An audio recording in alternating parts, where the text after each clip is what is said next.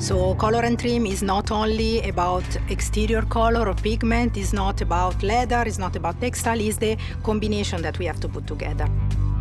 So the e-tron GT was really a challenge for us.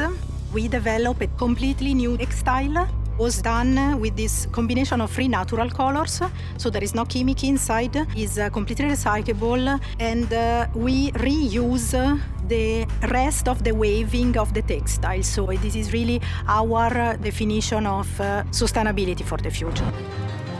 The e-tron GT interior is defined by 2 aspects, sportiness and also comfort. Sportiness is achieved by a strong driver focus that makes you feel like you are really sitting in a cockpit. Spaciousness is achieved by taking the volume of the interior and organizing them in horizontal layers, giving you a sense of how wide this interior is.